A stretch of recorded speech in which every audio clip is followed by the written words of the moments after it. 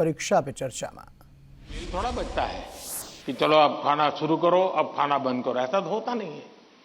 तो ये प्रैक्टिस है। दूसरा मैंने देखा है कि आजकल जो सबसे बड़ी समस्या है, जिसके कारण ये समस्या, आप मुझे बताइए, आप एग्जाम देने जाते हैं, मतलब आप फिजिकली क्या करते हैं? आप फिजिकली पेन हाथ में पकड़ करके लिखते हैं, यही करते हैं ना। दिमाग अपना काम करता है, लेकिन आप क्या करते हैं? लिखते हैं। आज के युग में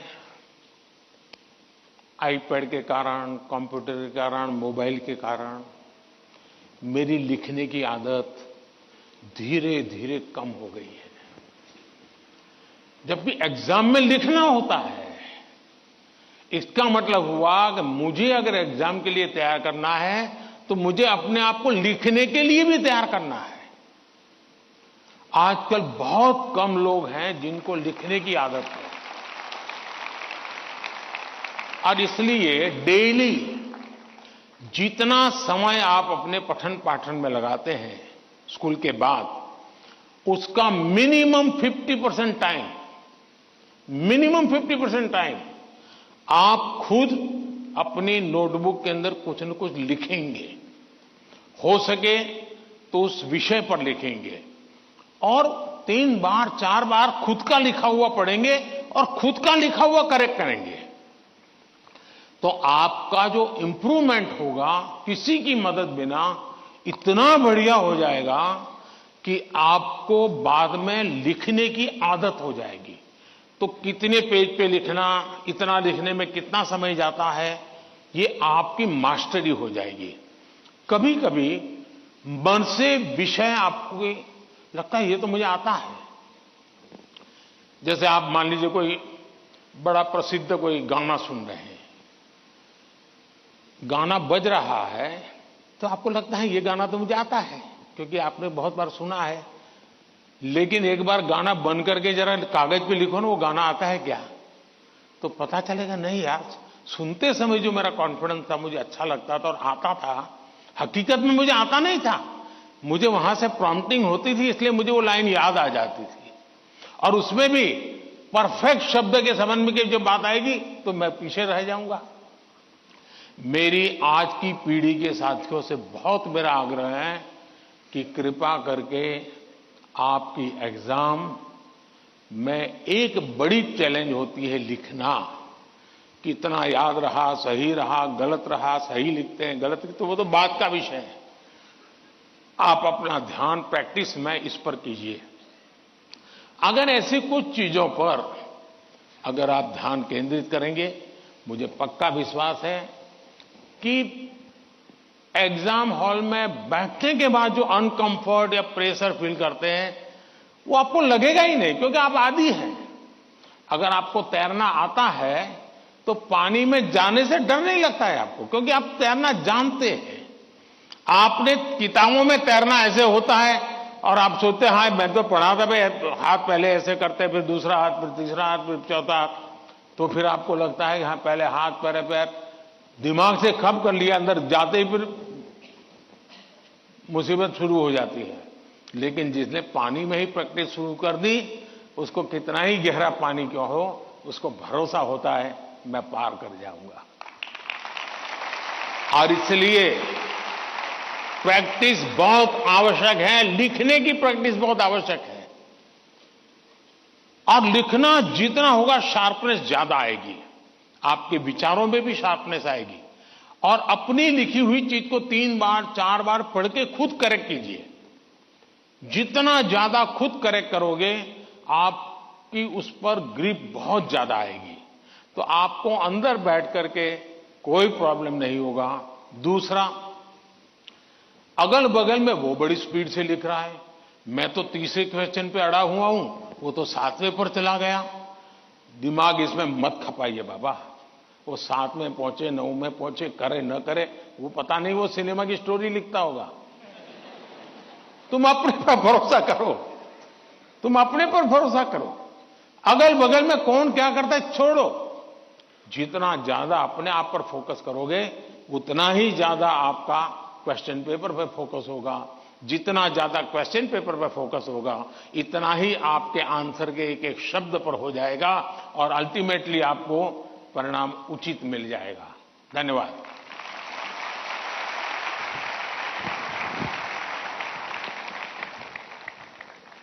धन्यवाद पीएम सर। तनाव प्रबंधन का ये सूत्र जीवन भर हमें प्रेरित करेगा।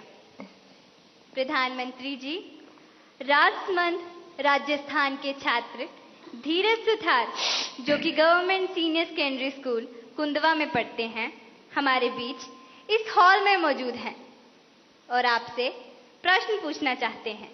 धीरज, कृपया अपना प्रश्न पूछिए। नमस्ते माननीय प्रधानमंत्री जी, मैं धीरज सुथार, मैं राजकीय उच्च माध्यमिक विद्यालय कोंदवा राजसमंद राजस्थान से हूँ। मैं 12वीं कक्षा में अध्ययनरत हूँ। मेरा प्रश्न यह है कि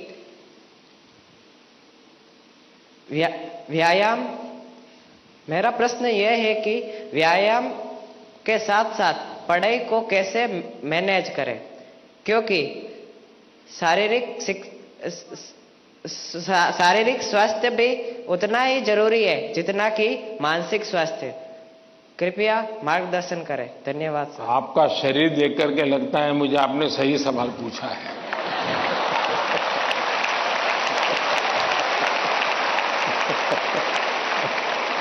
और आपकी ये चिंता भी सही होगी।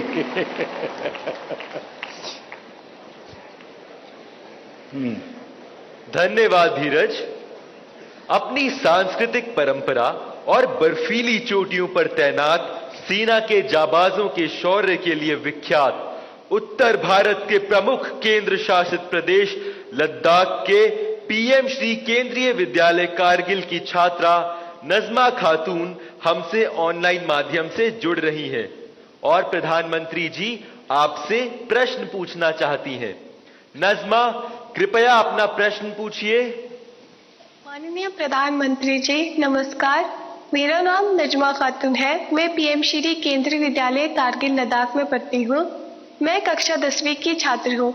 मेरा आपसे प्रश्न यह है कि परीक्षा की तैयारी और स्वस्थ जीवन शैली बनाए रखने के बीच संतुलन कैसे बना सकते हैं। धन्यवाद। शुक्रिया नजमा। पूर्वोत्तर भारत के रत्न जनजातीय बहुल राज्य अरुणाचल प्रदेश के नाहरलोगुन गवर्नमेंट हायर सेकेंडरी स्कूल से एक शिक्षिका टॉबी लामी जी इस सभागार में उपस्थित हैं और प्रधानमंत्री जी से प्रश्न पूछना चाहती हैं। नमस्कार माननीय प्रधानमंत्री जी, मेरा नाम तोबी लोमी है। मैं एक शिक्षिका हूँ। मैं government higher secondary school Naharlagun Arunachal Pradesh से आई हूँ।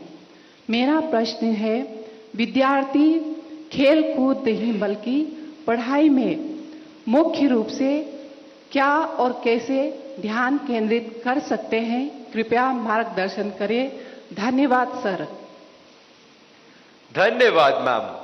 प्रधानमंत्री जी, धीरज, नजमा और तोबी जी पढ़ाई और हेल्दी लाइफ में सामंजस्य कैसे स्थापित करें, इस विषय पर आपका मार्गदर्शन चाहते हैं।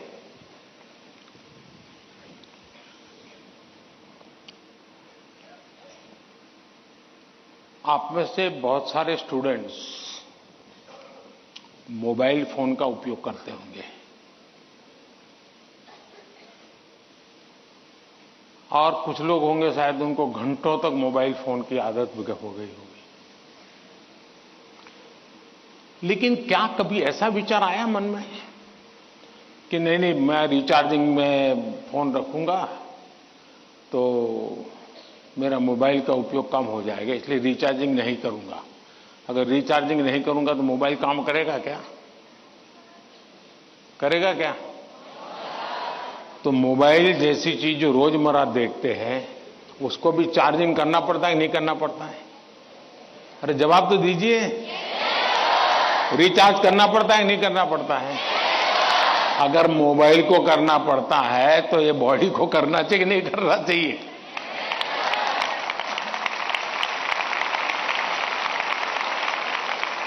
जैसे मोबाइल फोन में चार्जिंग ये मोबाइल की रिक्वायरमेंट है, वैसे हमारा शरीर का भी चार्जिंग ये शरीर की रिक्वायरमेंट है। आप ऐसा सोचो कि नहीं पढ़ना है तो बस विंडो बंद, पढ़ाई, बाकी सब बंद। ऐसा कभी नहीं हो सकता है, जीवन ऐसे नहीं जी सकते हैं। और इसलिए जीवन को थोड़ा संतुलित बनाना पड़ता है। कुछ लोग होते हैं खेलते ही रहते हैं, वो भी एक संकट होता है। लेकिन जब आपको एग्जाम देनी हो, क्योंकि लौकिक लाइफ जीवन में इन चीजों का अपना महत्व है, इसको टाल नहीं सकते। लेकिन अगर हम स्वस्थ ही नहीं रहेंगे, अगर हम अपने शरीर में वो सामर्थ्य ही नहीं होगा, तो हो सकता है कि 3 घंटे एग्जाम में बैठने का सामर्थ्य खो देंगे, फिर 5 मिनट ऐसे ही करके बैठा रहना पड़ेगा। और इसलिए स्वस्थ शरीर स्वस्थ मन के लिए भी बहुत जरूरी है। अब स्वस्थ शरीर का मतलब ये तो नहीं है कि आपको पहलवानी करनी है, ये आवश्यक नहीं है, लेकिन जीवन में कुछ नियमितताएं होती है। अब आप कभी सोचिए कितना समय है जिसमें आप खुले आसमान के नीचे सनलाइट में बिताए हो। अगर आप चलो पढ़ना भी है तो किताब लेकर के सनलाइट में बैठो ना भाई थोड़ी देर। कभी कभी बॉडी को रिचार्ज करने में सनलाइट भी बहुत जरूरी होता है। क्या कभी कोशिश की नियम से कि भाई मैं दिन में कैसे भी करके इतना तो मौका निकाल दूं ताकि मुझे सनलाइट के साथ नाता रहे। उसी प्रकार से कितना ही पढ़ना क्यों ना हो, लेकिन नींद को कभी भी कम मत आंकिए। जब अपनी मम्मी हमको कहती हैं कि सो जाओ, तो उसका इंटरफेरेंस मत मानिए। ज्यादातर स्टूडेंट का ईगो इतना हर्ट हो जाता है कि तुम कौन होती हो, सो जाओ और मुझे कल एग्जाम देनी है, मैं सोऊंगा नहीं सोऊंगा, तुम्हें क्या लेना। ऐसा करते हैं ना घर में। जो नहीं करते हैं न बोले, जो करते हैं वो बोले। जरा करते हैं, कोई नहीं बोल रहा है। लेकिन ये पक्का है कि नींद के विषय में भी अगर एक बार रील पर चढ़ गए, एक के बाद एक रील देखते ही गए, छुपाना चाहते हो ना। कितना समय बीत गया पता नहीं, कितनी नींद खराब हो गई पता नहीं। क्या निकाला, पहला रील देखा था, याद करो जरा, याद भी नहीं है, ऐसे ही देख रहे हैं। ऐसे हम नींद को बहुत कम आंकते हैं। आज आधुनिक हेल्थ साइंस जो है वो नींद को बहुत तवज्जो देता है। आप आवश्यक नींद लेते हैं कि नहीं लेते हैं, वो आपके स्वास्थ्य पर बहुत बड़ा महत्वपूर्ण है।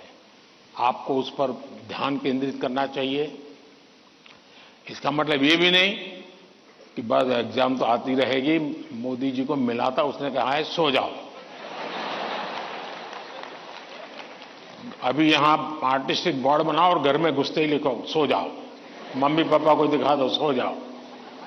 ऐसा तो नहीं करेंगे ना। कम नींद स्वास्थ्य के लिए अनुचित है। कुछ अपवाद लोग होते हैं जिनको उन्होंने अपने एक ऐसे स्टेज पर बॉडी को ले गए हैं, उनको शायद उससे बाहर होंगे। सामान्य मानवीय के जीवन के लिए अनुचित है।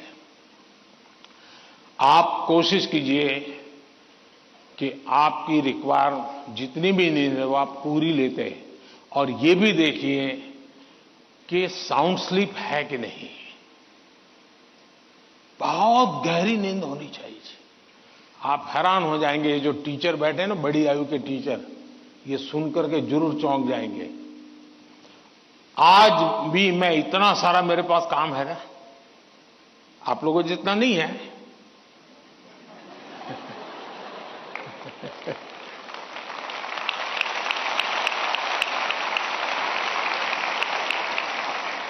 लेकिन 365 दिन कोई अपवाद नहीं, अगर मैं बिस्तर पे लेटा नहीं कि 30 सेकंड में डीप स्लीप की तरफ नहीं चला गया था, होता नहीं। 30 सेकंड लगता है मुझे। आप में से बहुत छोटी आयु के भी होंगे, कभी इधर कभी उधर, कभी उधर कभी उधर, फिर नींद आई तो आई। क्यों? मेरा बाकी जो जागृत अवस्था का समय है उसमें बहुत जागृत रहता हूं मैं। तो जब जागृत हूं तो पूरी तरह जागृत हूं, जब सोया हूं तो पूरी तरह सोया हूं। और वो बैलेंस, जो बड़ी आयु के लोग हो परेशान होते होंगे, हाँ यार हमें तो नींद ही नहीं आती, आधा घंटा तो ऐसे ही करवट बदलते रहते हैं, और ये आप अचीव कर सकते हैं। फिर एक विषय है न्यूट्रिशन, संतुलित आहार। और आप जिस उम्र में हैं उस उम्र में जिन चीजों की जरूरत है वो आपके आहार में है कि नहीं है। एक चीज पसंद है, बस खाते रहते हो, पेट भर जाता है, कभी मन भर जाता है, लेकिन शरीर की आवश्यकताएं पूरी नहीं करता है। 10th 12th का एक कालखंड ऐसा है जब आपके पास एग्जाम का वातावरण है, तो एक बार तय कीजिए कि मेरे शरीर को जितनी रिक्वायरमेंट है वो मैं लेता हूं। माँ बाप भी बच्चे को ऐसा ना करें, नहीं नहीं आज तो हलवा बनाया है, जरा ज्यादा खा ले। कभी माँ बाप को भी लगता है कि क्वांटिटी ज्यादा खिला दी तो बच्चा आज खुश है। जी नहीं, उसके शरीर, और इसके लिए कोई अमीरी गरीबी का मुद्दा नहीं है। जो उपलब्ध चीजें होती हैं उसी में से मिल जाता है जी, उसमें सारी चीजें रहती हैं। कम से कम खर्च वाली भी चीजें होती हैं जो हमारे न्यूट्रिशन को कैर कर सकती है। और इसलिए हमारे आहार में संतुलन, ये भी स्वास्थ्य के लिए उतना ही जरूरी है। और फिर एक्सरसाइज, हमने पहलवानी वाली एक्सरसाइज करे या ना करे अलग बात है, लेकिन फिटनेस के लिए एक्सरसाइज करना चाहिए। जैसे डेली टूथब्रश करते हैं ना, वैसे ही नो कॉम्प्रोमाइज एक्सरसाइज करनी चाहिए। मैंने कुछ बच्चे ऐसे देखे हैं, वो छत पे चले जाते हैं, किताब लेके चलते हैं और पढ़ते रहते हैं, दोनों काम कर लेते हैं। कुछ गलत नहीं है, वो पढ़ता भी है और अपना धूप के अंदर चल भी लेता है, एक्सरसाइज भी हो जाती है। कोई न कोई ऐसा रास्ता निकालना चाहिए जिसमें आपकी फिजिकल एक्टिविटी होती रहती है। 5 minute 10 minute dedicated physical activity करनी ही चाहिए। ज्यादा कर सकते तो अच्छी बात है। अगर इन चीजों को सहज रूप से आप लाएंगे, एग्जाम के तनाव के बीच सब कुछ इधर करेंगे वो नहीं करेंगे तो नहीं चलेगा। संतुलित करिए, आपको बहुत फायदा होगा। धन्यवाद।